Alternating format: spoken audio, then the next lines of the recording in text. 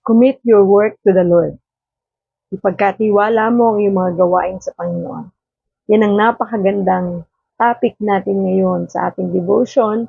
Kaya naman inaanyayahan ko po kayo na samahan po ninyo ako ngayong umaga para po sa isa na namang edisyon ng ating pong daily devotion live dito po sa Ate Mavs TV at sa God Loves You Movement Facebook page, Ate Mavs TV Digipreneur, at sa ating pong YouTube channel, Ate Mavs TV. Ang ating pong verse na paghinilayan ngayong umaga ay matatagpuan po sa Proverbs 16 verse 3. Magandang umaga po sa inyong lahat. This is your Ate Mavs. And salamat po at kayo'y makakasama ko na namang muli sa ating pong devotion ngayong umaga. Today is Friday, August 29. Ay grabe, 2 days na lang. September na, months na. Birthday month ko na. Thank you Lord, napakabuti ng Panginoon sapagkat tayo ay araw-araw niyang binibigyan ng kalakasan, binibigyan ng kagalingan upang tayo ay makapagpatuloy sa ating paglilingkod sa pamamagitan nitong ating pong live devotion. So good morning po sa lahat ng nanonood ngayon sa Ate Mavs TV, sa God Loves You Movement Facebook page at sa Ate Mavs Digipreneur. Maraming salamat po sa inyong lahat. So good morning po sa inyo. Kumusta po ang inyong tulog kagabi? Kumusta po ang inyong gising ngayong umaga? Nawa po ay i-like and share ninyo ang live na ito upang marami po ang makapanood at maraming maabot ng mabuting balita ng ating Panginoon. So, ang ating pong verse na pagninilayan ngayong umaga ay matatagpuan sa Proverbs 16 verse 3. Sa Tagalog, iyan po ay Kawikaan 16 verse 3. Sa page 647 ng ganitong Bible. Magandang balita, Biblia. Kung ganitong Bible nyo, tulad ng Bible ko, yan ay nasa page 643 ng Lumang Tipan. Basahin po natin. Ang sabi po dito, commit to the Lord whatever you do, and He will establish your plans. Proverbs 16 verse 3, New International Version. Sabi naman po sa Tagalog, mga magandang balita, Biblia. Kawikaan 16 verse 3, ipagkatiwala mo kay Yahweh ang iyong mga gagawin at magtatagumpay ka sa lahat ng iyong mga layunin. Purihin ng Diyos sa pagkabasa ng kanyang salita. Manalangin po tayo. Panginoong Diyos na makapangyarihan sa lahat, pinupuri ka namin at pinasasalamatan sa umagang ito. Salamat, Lord, kami ginising mo upang muling makapagpuri sa iyo, Panginoon, sa pamamagitan ng devotion na ito. Samahan mo po kami, tulungan mo po kami, turuan mo po kami, Panginoon, ng nais mong matutunan namin ngayong umaga, na ito'y magamit namin sa aming pang-araw-araw na buhay at ito ay maisabuhay at maibahagi din namin sa iba. Maraming salamat, Lord, mahal mo kami. Salamat, Panginoon, sapagkat kami patuloy mong binibigyan ng pagkakataon na makapagbagong buhay sa bawat araw. Salamat at patawad sa aming mga kasalanan, Panginoon. Pangunahan mo po kami ngayong umaga, Panginoon, at bigyan mo kami ng wisdom, ng knowledge, at ng understanding, Lord.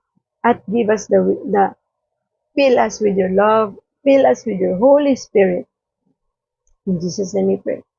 Amen and amen. So good morning pong muli sa inyong lahat. At ngayon po tayo ay nasa ating live devotion for our spiritual wellness. Kung merong physical wellness, meron din spiritual wellness. At yun ang mas higit na kailangan nating lahat upang tayo ay magtagumpay sa lahat ng aspeto ng ating buhay. So muli po basahin natin ang sabi po dito sa Proverbs 16 verse 3, New International Version. Commit to the Lord whatever you do, and He will establish your plans. Sabi naman po sa Tagalog, Kawikaan 16 verse 3, ipagkatiwala mo kay Yahweh ang iyong mga gagawin at magtatagumpay ka sa lahat ng iyong mga layunin. Purihin ng Diyos sa pagkabasa ng kanyang salita. Napakaganda naman ang sinabi ng Panginoon nito para sa atin, ano? You need to trust, commit to the Lord. Ano man ang iyong ginagawa. At sigurado po na tayo ay magtatagumpay sa ating mga layunin. Ang title ng ating pong topic this morning is Commit to the Work. Or commit your work to the Lord. Ayun, pinakamaganda. It's a complex dance. No? Being faithful with the opportunities God gives you while also trusting Him with the variables that are out of your control. So parang masalimuot na ang tawag dito, komplikado. Parang komplikadong sayaw, no? Imagine niyo po, sabi, maging faithful sa mga opportunities na binibigay ng Diyos sa atin habang tayo ay patuloy na magtitiwala sa Kanya sa mga pabago-bagong nangyayari sa buhay natin na hindi natin control. Diba po, no? Parang hindi madali yung ganun. Imagine mo, nandun dapat lagi yung faith, nandun dapat lagi yung trust. So, whatever happens, no, dapat nandun ang pagtitiwala natin sa Diyos. Kahit sa tingin natin, parang napaka-komplikado ng mga nangyayari. But the best thing that we can do is to focus on God alone. The writer of Proverbs typically attributed to King Solomon and said, "Commit your work to the Lord, and your plans will be established." Proverbs 16 verse 3, ESV. So, i-commit daw natin ang ating buhay sa Panginoon o ang ating ginagawa o lahat ng ating ginagawa sa ating Panginoon. At sigurado magtatagumpay tayo sa ating mga layunin. So, ginagawa po ba natin ito? Kasi itong bagay na pwede nating sabihin na tayo ay sumusunod, nagiging obedience tayo sa Panginoon kapag tayo ay nagkukumit ng ating mga ginagawa, ikinukumit natin ito sa Panginoon. It sounds simple enough. To commit your work to the Lord. Diba parang dali lang, no? Okay, Lord, sige. Kukumit ko sa itong aking trabaho, ipagkakatiwala ko sa ito, lahat ng aking ginagawa. But it takes intentional effort, continual surrender, and genuine trust. So, hindi madali, no? Kasi, you need to have an intentional effort. Dapat yung iyong pag-surrender sa Lord, pag-commit ng, o ipagkatiwala ang iyong trabaho, ay talagang dapat continuous yun. Every day ng buhay mo. Dapat intentional. Pagdilat pa lang ng mga mata mo, habang nagdarasal ka, i-commit mo na kay Lord ang lahat ng mangyayari the whole day, ang lahat ng plano mo, ang lahat ng iyong ginagawa. Lalo na po yung mga nagtatrabaho talaga, no? Kasi routinary yan eh. Yan yung ginagawa mo araw-araw ng buhay mo. So, alam mo na kaagad kung ano ikukumit mo sa Lord. Alam mo na kaagad kung ano ipagkakatiwala mo sa Kanya. Diba? Dapat genuine yung trust. Yung talagang wala ka nang iintindihin, wala kang maging worries, wala kang magiging takot. It's because you surrender everything to Him continually and intentional yung effort. And throughout Scripture, kung mababasa nyo ang kabuuan ng Proverbs 16, basahin nyo po, I suggest. Upuan nyo mamaya. At saglit lang naman, hindi ganun kahaba. Makikita nyo po na napakaganda ng sinasabi ng kabuuan ng chapter na ito para mas maunawaan natin ang konteksto ng pinag-aaralan natin ngayong umaga. So throughout Scripture, we see all kinds of work, di ba? Sa kabuuan ng Scripture, ng Bible, ang dami ng mga trabahong meron doon. Farming, building, pastoring, parenting, fishing, doctoring, leading, designing, singing, writing, engineering, shepherding, and much more. Napakarami, di ba? At hanggang sa ngayon sa panahon natin, ang daming trabahong meron tayo sa mundong ito. Kasama doon ang parenting, no? Di ba? So, trabaho rin pala ang pagiging magulang. Totoo. Sa totoo lang, di ba? Wala namang school for parenting. Walang nagtuturo niyan. Kaya naman napakahalaga na ang magturo sa atin patungkol sa parenting ay ang Bible. At lahat to na binanggit dito ay naging trabaho or trabaho natin ngayon. Depende po yan sa atin, di ba? Sa mga iba't ibang nanonood ngayon. And in his letter to the Roman believers, Paul discusses talents and gifts when he says, basahin po natin yung Romans 12, verse 6 to 8, na kung saan dito dinidiscuss ni Paul, ano ba yung mga talents and gifts na ibinigay ng Diyos sa atin. So sabi dito, in His grace, God has given us different gifts for doing certain things well. So if God has given you the ability to prophesy, speak out with as much faith as God has given you. If your gift is serving others, serve them well. If you are a teacher, teach well. If your gift is to encourage others, be encouraging. If it is giving, give generously. If God has given you leadership ability, take the responsibility seriously. And if you have a gift for showing kindness to others, do it gladly. Basahin natin sa Tagalog. Sabi po dito sa Romans 12, verse 6 to 8, tumanggap tayo ng iba't ibang kaloob ayon sa kagandahang loob ng Diyos. Napakabuti po ng Diyos, ano? Kaya't gamitin natin ang mga kaloob na yan. So, dito po sa babasahin natin, isipin nyo, ano bang kaloob ng Diyos sa akin? So, kung ang ating kaloob ay pagsasalita ng pahayag mula sa Diyos, magpahayag tayo ayon sa sukat ng ating pananampalataya. So, kung sa tingin mo, discipler ka, at sa tingin mo, pwede kang magbahagi ng salita ng Diyos, ay gamitin mo ito na magpahayag ng naayon at sukat ng ating pananampalataya. Kung paglilingkod ang ating kaloob, maglingkod tayo. Diba? Kasi kinakausap tayo ng Diyos, di ba? Patungkol sa ating mga gifts na ito. Magturo ang tumanggap ng kaloob sa pagtuturo. Kung binigyan ka ng Diyos ng gift sa pagtuturo, huwag mong sayangin yan. Ang pagtuturo ay hindi lamang sa eskwelahan, di ba? Ako nga po, hindi ako teacher, pero nagtuturo ako. Marami na akong itinuro sa aking mga dating trabaho.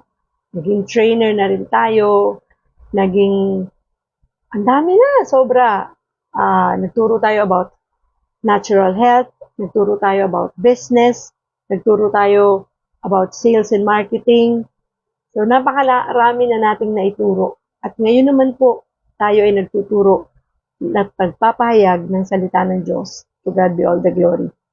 At sabi dito, kung magpalakas ng loob naman ang may kaloob sa pagpapalakas ng loob. Kung encourager ka, yung motivator ka, kung sa tingin mo sa mga sinasabi mo, nakakapagpalakas ka ng loob ng iba, gamitin mo ang gift na yan. Huwag mong sasayangin yan, sapagkat yan ay biyaya ng Diyos sa'yo. Huwag kang matatakot. Huwag mong sasabihin, di ko kaya. Because ang Diyos ang magbibigay ng kalakasan sa'yo, ng lakas ng loob para gawin mo yan. At magbigay kayo ng buong puso kung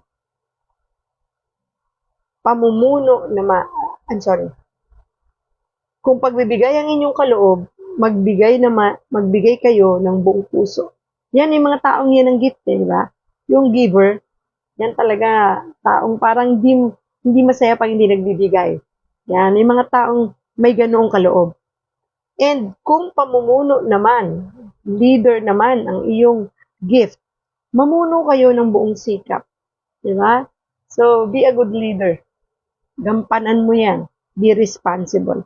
Kung pagkakawang gawa ang iyong kaloob, gawin ninyo iyan ng buong galak.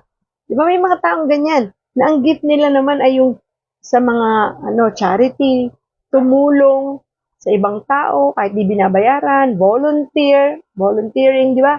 So, iba't iba po talaga ang gifts and talents na binibigay ng Diyos sa atin. Kaya yung mga bagay na yan ay huwag mong kalilimutang gamitin sa tama. At gamitin mo talaga. 'Di ba? Halimbawa, kung ang iyong trabaho ngayon ay wala namang kinalaman sa pagtuturo, pero magaling kang magturo, bakit hindi mo gamitin yung pagtuturo na yan sa paraan na nais ng Diyos na gawin mo ito? Baka pinakausap ka ng Diyos na gawin mo yung pagtuturo ay tungkol naman sa salita ng Diyos. Di po ba? Kung naman ikaw ay gusto mo maglingkod sa church o maglingkod sa iyong kapwa, you can still do it. 'Di ba? Kasi hindi pwedeng malimitahan yung sarili mo na hanggang dito lang ako kasi ito lang yung trabaho ko. Eto na to, okay na ako dito. So you can still reach out, 'di ba? Meron kang pwedeng ibang gawin. Kaya makita niyo may mga tao na nagtatrabaho pero naglilingkod sa Diyos. Kasi kinakausap sila ng Panginoon na yung gift mo ng paglilingkod ay gamitin mo. So saan mo ito gagamitin? Maraming bagay, 'di ba? Kagaya ng iba. Kaya nga nagkakaroon tayo ng iba't ibang mga anong tawag dito, sideline, no? Mga side hustle. Kasi nakikita mo na yung gift mo, hindi lang doon sa trabaho ang ginagawa mo. Meron pang gift and talent ka na pwede mo pang ibigay para sa ibang tao para makatulong ito. 'Di ba? Kasi katulad ng iba, nag-work na sila, pero hindi pa pala yung work, yung kanilang talent, hindi pa doon nagagamit yung gift and talent nila. So ginagamit pa nila ito sa ibang way na hindi naman nila iniiwanan ng kanilang trabaho. 'Di ba? Kasi po, wag tayong matakot, no, na mag-explore at i-develop, mag-adapt, mag-adjust, lalo na sa mundong ito, ginagalawan natin. Naku po, napakabilis ng teknolohiya na kung hindi ka sasabay, mapag-iiwanan ka. 'Di ba? Kaya nga po kung ano yung gift and talents na binigay sa iyo ng Diyos, ganun din naman, huwag mong sasayangin. Gamitin mo ito. Kaya nga po ako ay encourage everyone, kung sa tingin mo kaya mo yung ginagawa kong ito, na nag encourage ka dito, na ikaw ay nagpapalakas ng loob, kaya mo yon dahil meron kang gift na ganun. Why not itry mo na mag-content? 'Di ba? Kasi sa totoo lang po, ang daming content na mapapanood ninyo sa social media, kaya lang parang walang mga laman. Walang value, 'di ba? Although nakakatulong din sila kasi may mga nagpapatawa, kaya lang minsan meron ng hindi na masyadong maganda para panoorin pa ng bata. Pero kumikita, 'di ba? Parang ibig ko sabihin, nag-grow yung kanilang followers dito. Pero mas maganda kung gamitin mo yung gift and talents mo sa pagbabahagi ng salita ng Diyos. 'Di ba? Kasi kung titingnan po natin, no, bilang na bilang ang nagbabahagi ng salita ng Diyos sa social media. So baka meron ka nung gift and talents na yan to encourage people, to lead them to the Lord, and to share the good news. Why not gamitin mo ang social media? Ngayon, kung hindi naman social media, mahihayin ako, Ate Mags, hindi ko to kaya. Bakit hindi mo gamitin ito sa iyong trabaho? Diba? By na mag-conduct ng Bible study, or at least sharing lang, to encourage them. Baka kasi may mga katrabaho ka, pinanghihinaan na pala ng loob. Diba? Spend at least 15 minutes ng oras ninyo sa trabaho, lalo na kung ikaw yung boss, ikaw yung manager. Kaya mo silang ipunin 15 minutes before you start with your job, with your work, na bigyan muna natin sila ng motivation, encouragement, para maging productive sila sa kanilang mga trabaho. Diba? Kung hindi naman kailangan Bible study ka agad, kung ayaw mong biglain sila, diba? Pero kung tingin mo, why not, diba? Ibigay na natin yung lahat. So you can start by talking to them, meeting with them at least 15 minutes before you start sa trabaho, para lang to encourage them. Kasi hindi natin alam, diba? Ang mga pinagdaraanan ng bawat isang tao. Baka meron ka nung gift na yon to, para magpalakas ng loob ng ibang tao. Gamitin mo yon. Diba po? Kasi meron tayong kanya-kanyang talent and gifts na bigay ng Diyos. At iyan ay itanong mo sa Panginoon. I-reveal yan sa'yo ng Holy Spirit. At sana, pag ni-reveal sa'yo, huwag mong sayangin na hindi ito gawin. Na hindi ito gamitin Kasi sayang talaga. Di ba?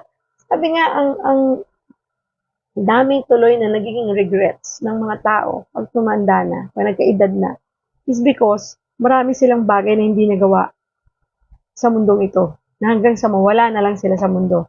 So bakit ngayon na may pagkakataon ka at binibigyan ka ng pagkakataon ng Diyos para malaman ito at para gawin ito, bakit hindi mo gawin? Bakit hindi mo kausapin ng Panginoon? Lord, please reveal to me what is my gifts? What are my talents, Lord? Ano yung gusto mong gawin ko? Gamitin ko sa mga regalo mo sa akin na matagal ng panahon hindi ko ginagamit para makatulong naman ako sa ibang tao at sa aking sarili. Kasi in my case po, sa totoo lang, hindi lang ibang tao natutulungan ko. Kung may natutulungan man ako sa aking ginagawang itong pagla-live, maging dito sa devotion, maging sa low carb, maging sa business, sabi ko natutulungan din ang sarili ko kasi dito din ako nag-grow sa ating pagdi-devotion na ito, spiritually, at nag-grow din ako dahil sa aking physical health kasi lumalakas po ako. Sabi ko nga sa inyo, therapy ko po ang pagsasalita, ang pagla-live. Dito ako lumalakas at dito ako nakakalimutan ko ang aking mga stressors. Nakakalimutan ko ang mga problema, di ba? At dito lalo dito ako, personally, no? Ito po talaga isang malaking tulong sa akin, itong pagla-live ko na ito.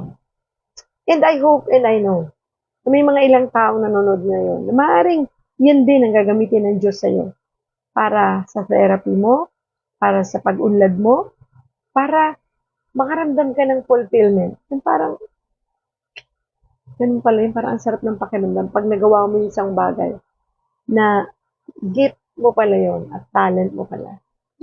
Kasi naaaksaya eh. Nasasayang. Ang daming mga talents and gifts na dahil lamang sa kawalan ng tiwala sa sarili at una sa Diyos, kaya hindi na-explore, hindi nagagamit. Di po ba? Sayang eh, hindi naman kasi common nandyan ko sa trabaho mo na yan. Yan na talaga yung gift mo. At ikaw din ang makakaalam yan. Parang hindi naman talaga ito yung gift and talents ko na trabaho. Diba? Parang hindi ko dito nagagawa yung talagang gusto kong gawin na naayon sa kalooban ng Diyos. So, hindi mo kailangan umalis sa trabaho, no? Kaya mo pa naman ang gawin yan. Gumawa ng gamitin ang gifts mo sa ibang paraan. Diba? Ang daming gumagawa niyan. Yung iba nga, diba, parang nasa trabaho sila, nasa business sila, pero parang may kulang sa kanilang ginagawa. Yun pala yung gift nila, yung talents nila is tumulong sa ibang tao. Diba? So, anong ginawa nila?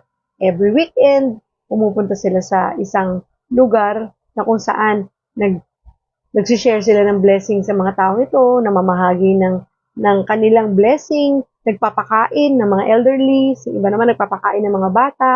So, sa mga foundation, charity works, di ba? So, ang dami pwede natin gawin na huwag nating limitahan. Kasi akala natin kung ano na yung ginagawa natin, yun na yun. Hindi po. Meron pang ipinapagawa ang Diyos sa iyo na galing sa regalong ibinigay niya sa iyo. Huwag mong sayangin, di ba? Hindi po tayo dito lang. Sayang eh. Nakakapanghinayang. At kailan mo yung gagamitin? Di ba? Habang andito tayo sa mundo, gamitin mo ang regalo at talent na binigay sa iyo ng Diyos. Di ba? Sayang talaga. Sobrang nanghihinayang ako. Ako hindi ko man po siguro nagagamit lahat. Pero I praise God kasi sa platform na to, dito sa ginagawa kong ito, I believe nagagamit ko yung gift na bigyan ng Diyos sa akin. And I praise God for that. Glory to God talaga. Kasi maniwala kayo at sa hindi. Ako po ay lumaking mahiyain. At alam ng kapatid ko yan, nandiyan ang Kuya Alang ko. Hindi nga po ako, palalabas ng bahay. Yan, kuya ko ang talagang, yan eh. Ano ang tawag? Kung ako introvert ako nung bata ako. Diba? Hindi ako yung mauuna. Laging kailangan unahan mo ako. Kaya nga merong mga pagkakataon sa school before na kaya ko naman sumali sa mga declamation, sumali sa acting workshop, pero wala akong lakas ng loob. Kasi feeling ko hindi ko yan kaya. Diba? Mahina ang loob ko. At sabi ko, hindi yan para sa akin. Hindi yan ang gagawin. Yun ang akala ko. Doon lang na-develop yung aking talent and gift nung nag-church na po ako sa Church of God das Marinas, na nag-join ako sa Theater Arts Ministry. At nung nag-join ako sa Theater Arts Ministry, doon na-develop at doon lumabas yung aking gift. Doon ko nakita, hindi pala ako mahiyain. So, umaarte ako sa Panginoon. So, yung sabihin, artista tayo ni Lord doon sa church. Pag may mga events, may mga tayo yung gumaganap. At doon ko nakita na, Lord, meron pala akong gift ng ganun. Ang galing ko palang umarte, not because magaling ako, because it's because of the Lord. Ang galing ko pala, pero yung pagkanta, yun po yung talagang, di ba? Yung gift mo, huwag mo ipilit, no? Pag tingin mo, gift mo kanta, huwag mo ipilit, kung hindi naman talaga yun yung gift mo. Kaya nga ipapakita ng Lord sa iyo yan eh. No, during that time, pinilit ko na sumali sa worship team. Kasi alam ko, marunong ako kumanta. Dahil gusto kong kumanta. Nanay ko, tatay ko, kuya ko, magagaling kumanta yan. So, ang feeling ko, magaling din ako kasi may dugo ako ng gano'n. Pero hindi pala talaga yun yung talent ko. Hindi talaga yun yung gift ko. Kasi nung sumali ako sa worship team, although anong tawag dito? Nag-audition na ako. Nakapasa naman ako, alto ang boses ko. Pero pag kumakanta na, laging sumasaliwa yung boses ko, dinig na dinig dun sa choir kasi, di ba? Although nagka-choir ako nung bata ako, nung elementary, kasi pinagpipilitan ko marunong ako kumanta. So, nung time na yon, sinabihan ako nung leader, pinaka-head. Alam mo, Sis Maribel, yun yung pangalan ko eh. May audition sa theater arts. Alam mo yun, yung hindi niya naman ako diniretso, na hindi ka para sa worship. Sinabihan niya ako na mag-audition ako sa theater arts. Siguro nakitaan niya ako na baka doon yung talent ko. So, nag-audition ako sa theater arts. And true enough, no, ang bait ng Diyos, natanggap ako doon. Doon ako nagtagal. 5 taon po ako sa theater arts na umaarte ng every week sa mga barangay. Gamit ang salita ng Diyos. So, sabi ko, thank you Lord, nandun pala yung talent ko. At doon ako na-develop dahil may mga workshop kami doon, trainings, para ma-develop yung personality mo, lumakas loob mo. At syempre, dahil nasa church ka, talagang kasama yung grace and faith. Yung grace ni Lord at yung faith mo sa Panginoon. And kaya po nabitbit ko yun hanggang sa nagkaedad ako, hanggang sa nagtrabaho ko, na nakita ko na meron pala akong gift sa pagtuturo.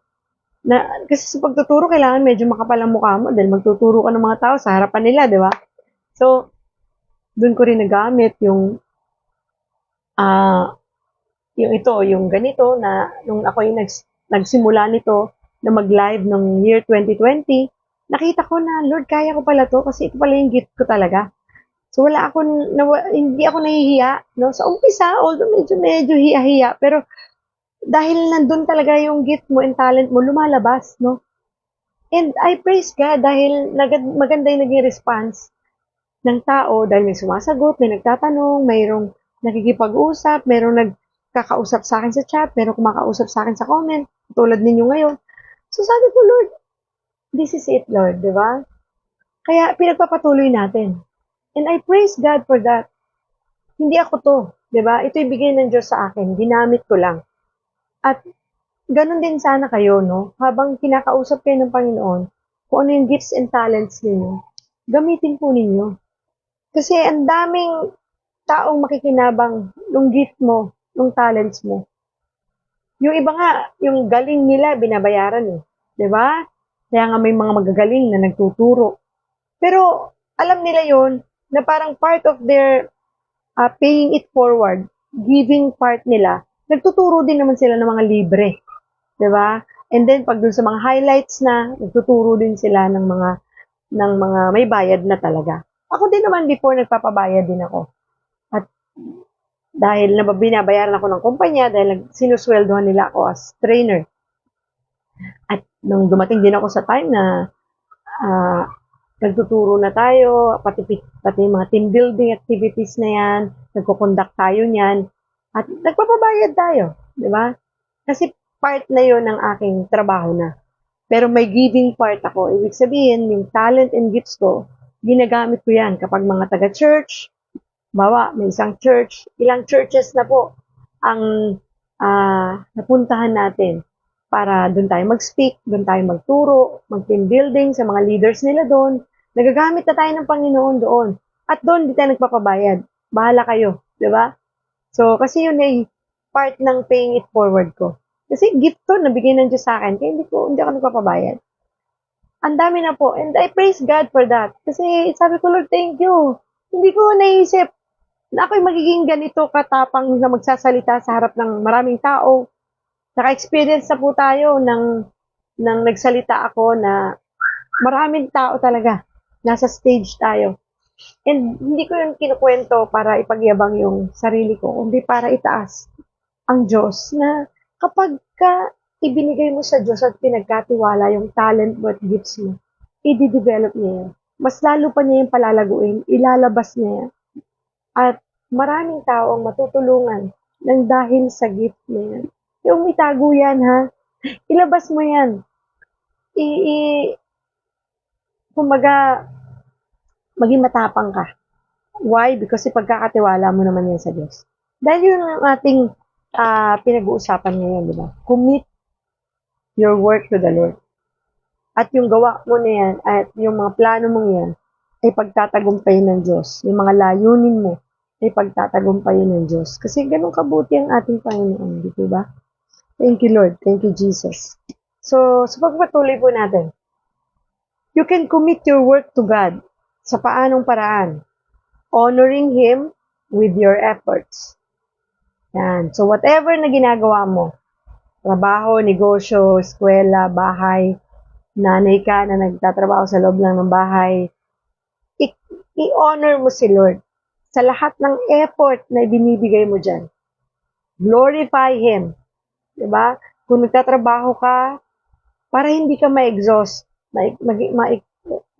hindi ka ma-burnout, hindi ka ma-stress, honor God with your efforts. Number 2, valuing the people you interact with. So, i-value mo yung mga tao sa paligid mo, na sila yung mahahalagang tao. Anak sila ng Diyos. Kaya bahaginan mo sila ng regalong binigay ng Diyos sa'yo. Faithfully returning the tithe. Yan. So, when you commit your work, faithfully, ibalik mo yung para sa Diyos. Ang tithing ay hindi po yan bagay na parang, bigay ko to sa anak ko to sa Lord. Kumbaga, sa Kanya yan binabalik mo lang, faithfully. Sa Panginoon yan. Di ba? Kasi ang lahat ng meron tayo sa mundong ito ay galing sa Panginoon. Yung kinikita mo, galing sa Diyos yan. So, ibalik mo lang sa Panginoon sa pamagitan ng tithes. Promoting truth and love. I-promote mo yung katotohanan at pag-ibig ng Diyos sa iyong kapwa, sa pamilya mo, at sa maraming tao.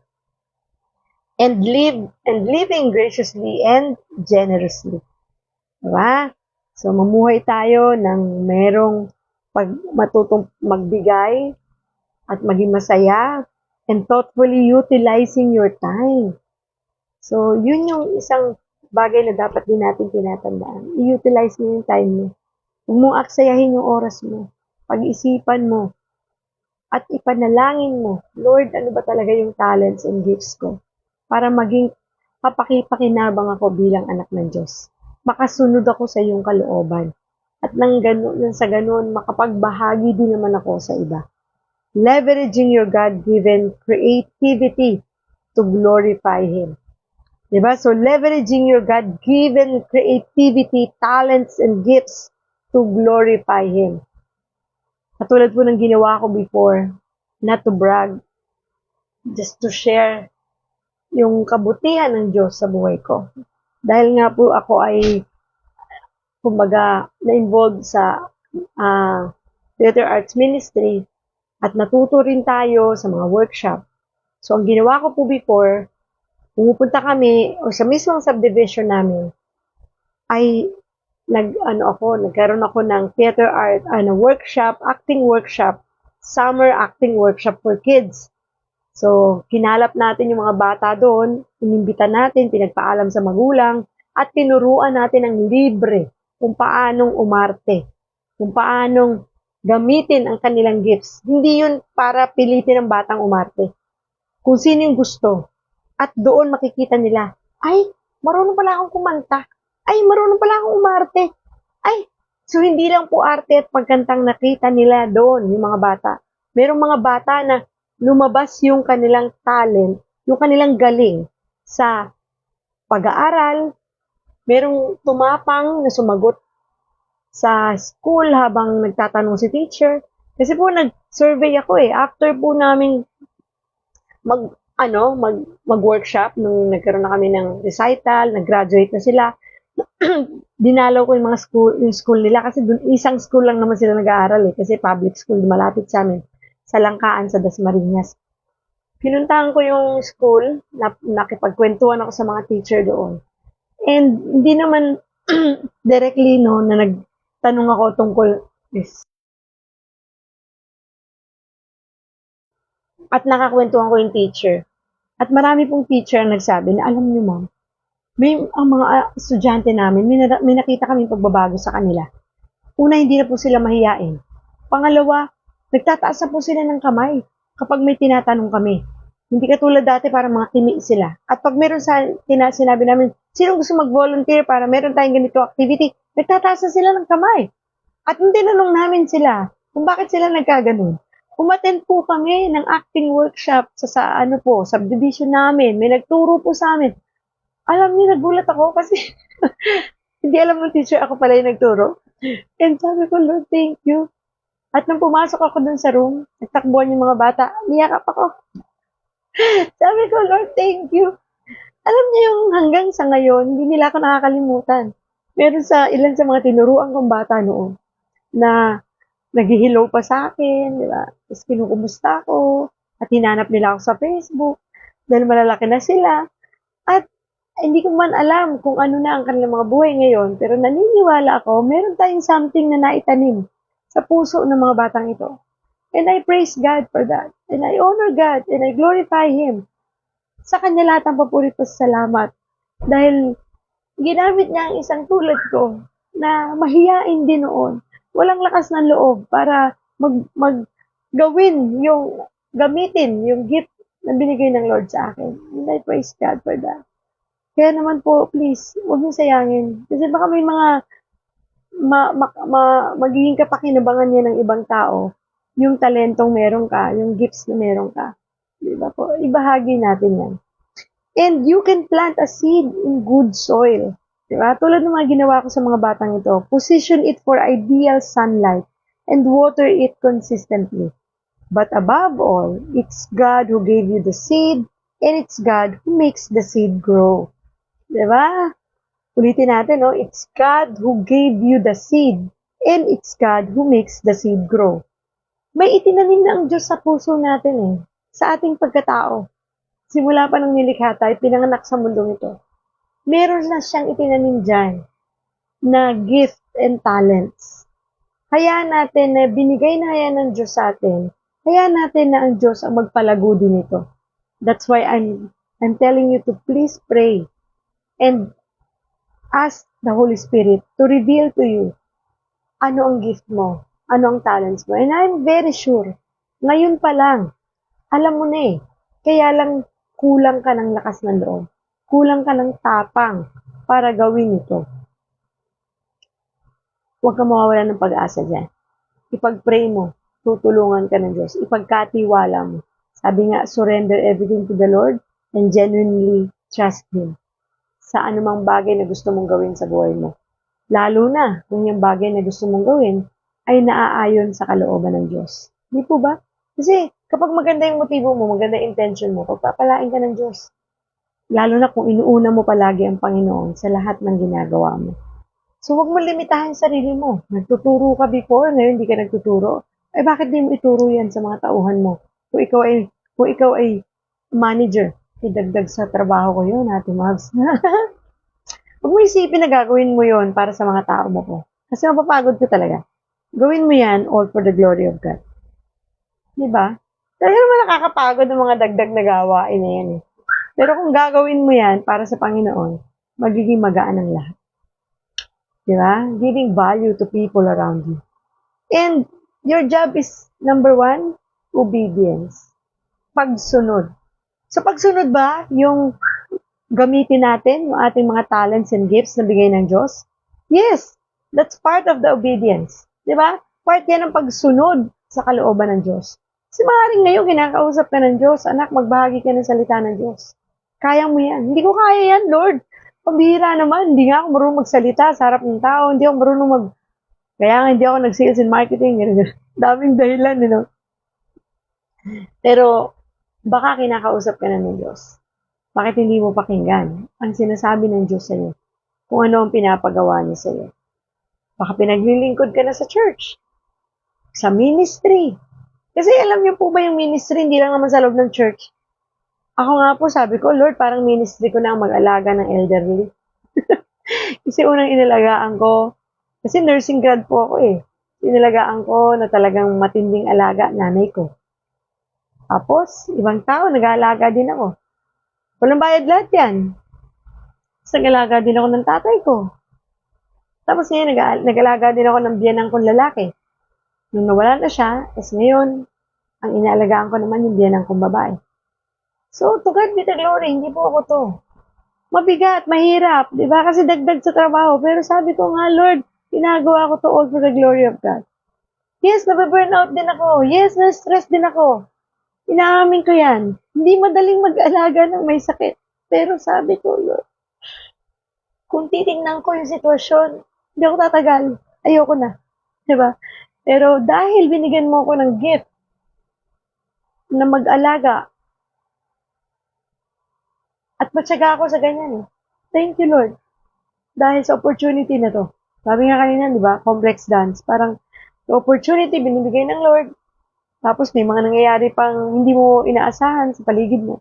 So, ang dami, no? Na pwede maging stress mo. Pero sabi ko, Lord, this is for you, Lord. And I'm doing this not for to para to please people, but to please you, Lord. Gusto ko mapangiti kita. Kahit mahirap, Lord, hindi madali, no? Kasi ang dami na bago sa scheduling ko. Ang dami na bago sa mga nangyayari. Pero, still, Lord, gagawin ko to all for your glory. Ikaw, Lord, ang gusto kong parangalan. At maraming salamat. Kasi for me, it's an opportunity. Kasi pag naglilingkod ko sa tao, naglilingkod ko sa Diyos. Diba? Napapangiti mo itong taong to, napapangiti mo, Panginoon. And I thank you, Lord, nagagamit ko yung mga gifts na binigay mo sa akin. Alam niyo po, hindi ko alam lahat to. Ngayon ko lang nare-realize, ito pala yung mga gifts ko. Lalo na po na nabasa ko to kanina, sabi ko, Lord, pambihira. Napakaganda ng mensahe mo ngayong umagang ito. Thank you. Nire-reveal mo ang lahat ng ito sa amin kasi mahal mo kami. At gusto mo kaming magamit sa iyong kalwalhatian. At kaya huwag niyo hayaan hindi kayo magamit ng Panginoon sa kanyang kalwalhatian. Sayang ang pagkakataon. Sa marami pong pagkakataon, hindi lang naman po yan magagamit nyo sa church or sa trabaho, pwede nyo rin magamit. Diba? Sa inyong negosyo. Maraming pagkakataon na binibigay ng Diyos na sana huwag tayong magbingi-bingihan. Na sana buksan natin ang ating isip at puso sa pagsunod sa kalooban ng Diyos. And God's job is everything else. So whatever you do, commit your work, your efforts, and your life to the Lord and watch Him work through you. Makikita mo, basta sumunod ka lang, walang tanong-tanong. Makikita mo pagkilos ng Diyos sa buhay mo, sa buhay ng pamilya mo, at sa lahat ng ginagawa mo. Makikita mo na, Lord, ito pala, ang dami ko palang gifts and talents na pinatulog ko for so many years nang hindi ko ginamit, nang hindi ko man lamang napakinabangan just because natakot ako, just because hindi ako nagtiwala sa iyo. This time na kinakausap ka ng Diyos sa mga bagay na ito, sana naman bigyan mo ng pagkakataon ng Panginoon na makakilos sa buhay mo sa pamamagitan ng mga regalo, talentong ibinigay niya sa'yo, gamitin mo ito sa kanyang kaluwalhatian. Gamitin mo ito upang maparangalan siya. Gamitin mo ito upang ma-develop ka din. Mag-grow ka sa presensya ng Panginoon. Manalangin po tayo. Panginoong Diyos na makapangyarihan sa lahat. Ikaw ang aming sandigan, ikaw ang aming muog, ikaw ang aming lakas. Ikaw ang aming pag-ibig. Thank you, Lord, for this day sa napakaganda mong mensahe para sa aming lahat, Panginoon. Tunay o Diyos, na buhay ka. Dama namin ang presensya mo sa mensahe mo ngayong umaga.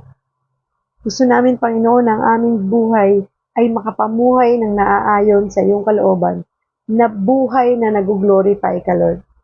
Sa mga panahon na dumaranas kami ng pagsubok at napakahirap mag-surrender ng aming mga plano sa buhay, Panginoon. Tulungan mo po kami na matuto kaming laging magtiwala sa iyo, mag-surrender ng lahat-lahat sa buhay namin. Lahat ng aming mga ginagawa, plano, desire, ambition, lahat, Lord, gusto naming ipagkatiwala sa iyo. At kahit ano man ang mangyari, Panginoon, magpapatuloy kaming kumapit sa iyo. At yung aming pananampalataya, kahit nagamustasan na lang to, Lord, ay magtitiwala at mananampalataya pa rin kami sa iyo. Sapagkat ikaw lamang ang Diyos na tapat, dakila at makapangyarihan sa lahat, na tunay, na tumutupad ng kanyang mga pangako. Salamat, Lord. Tulungan mo nawa kami na mag-focus ng aming puso't isipan sa vision mo ng aming future, Lord. Kasi Lord, kung pangunahan ka namin sa lahat ng bagay, papalpak kami sigurado. Magkakamali kami, Panginoon. Pero salamat, Lord, because you are always there to remind us. You're always there and you care for us, Lord. Maraming salamat, Lord God. Thank you for everything, Lord. Gusto namin, Panginoon, ang lahat ng aming trabaho at anuman ang aming ginagawa ay ikaw lang, Panginoon, ang mapararangalan. At ikaw lang, Panginoon, ang nakafocus sa aming buhay at ikaw ang aming priority. Lord, salamat sa pagkakataong ito, Panginoon. Salamat, Lord God, sa napakaganda mong mensahe upang kami ay magpatuloy sa aming buhay. Na huwag naming limitahan ang aming sarili sapagkat kami mga anak mo, Panginoon. Binigyan mo kami ng mga talento, ng mga regalo, na huwag namin nawang sayangin sapagkat mabilis ang pagtakbo ng panahon at baka magulat kami, Lord, matapos ang buhay namin nang hindi man lamang namin ito nagamit. Sayang, sayang, Lord. Huwag nawa, Panginoon, dumating ang panahon na wala na kami ibang masabi kung hindi, sana ginawa ko to, sana. Kung hindi, ang masabi namin pagdating ng panahon, thank you, Lord, nagawa ko yung mga bagay na pinapagawa mo. Thank you, Lord, naging makabuluhan ang buhay ko. Thank you, Lord, nakasunod ako sa iyong kalooban. Maraming salamat po for everything, Lord. Samahan mo po kami sa lakarin ng aming buhay sa buong maghapon. Manguna ka po, Panginoon, at tulungan mo, O Diyos, ang lahat ng mga nanonood ngayon. Pagalingin mo po ang mga may karamdaman. Bigyan mo po ng kalakasan ng mga pinanghihinaan ng loob. Bigyan mo ng pag-asa ang mga taong nawawalan ng pag-asa. Tulungan mo po sila, O Diyos, na laging ikaw ang maging sentro ng kanilang buhay. At nawa, Panginoon, matutunan nila na ikaw lamang at wala ng iba ang tunay nilang kaligtasan sa buhay na ito. Ikaw lang, O Diyos, ang tunay na Diyos, si Jesus na aming pinaglilingkuran, isang Panginoon na tunay na napako sa krus na matay, inilibing at pagkaraan ng 3 araw ay nabuhay na maguli upang kami maligtas, upang kami ay makalaya sa mga kasalanan. Salamat, Panginoon, sa pag-ibig na walang hanggan. Salamat sa buhay na walang hanggan. At i-bless mo, Panginoon, ang ating Loves TV family, ang God Loves You Movement Ministry, ang Global Life University, at ingatan mo ang bawat isa, Panginoon. Protektahan mo po kami at patuloy kami makapaglingkod sa iyo. At ikaw lang ang may taas, maparangalan at madakila sa aming mga buhay. Thank you, Lord. Thank you, Jesus. In Jesus' name we pray. Amen and amen. So again, magandang umaga sa inyong lahat and thank you po for joining our daily devotion today, and I hope na i-like and share po ninyo ang video na to para marami po ang makapakinig, makapanood, maabot nitong video na to na mga taong pinanghihinaan din ng loob upang magkaroon sila ng lakas ng loob na sumunod sa kalooban ng Panginoon. So maraming salamat po sa inyong lahat at dun sa mga hindi pa po nakafollow sa Ate Mavs TV, God Loves You Movement, Ate Mavs Digipreneur Facebook page, please mag-follow kayo para pag meron tayong mga live na tulad nito, videos, uploads, updates, ay ma-notify kayo ni Facebook. Ganun din, palambing naman po na pa-subscribe sa ating YouTube channel para po sa mga videos na hindi nyo mapapanood na dito sa ating YouTube, ay sa ating Facebook, ay mapapanood nyo pa rin po sa YouTube channel. For business naman po, ay meron din tayong account sa TikTok, Ate Mavs TV. So maraming salamat po sa inyong lahat at naway pagpalain tayo ng Panginoon, bigyan ng kalakasan at bigyan po ng patuloy na tibay ng loob para makapaglingkod sa Kanya at tuluyan ng makasunod sa Kanyang kalooban. Maraming salamat. God bless everyone. And thank you po sa lahat ng mga nanood ngayong umaga. Thank you po kay Ate Bella Baharo, Kuya Alan, Ate Edgy, Kuya Edwin Bahar, Ate Rosa, Ate Jenny Lobo. Thank you. Thank you, thank you. Yung iba baka hindi ko na nabasa. At sa mga nanonood po sa God Loves You Movement Facebook page, maraming salamat po. Always remember, God loves you.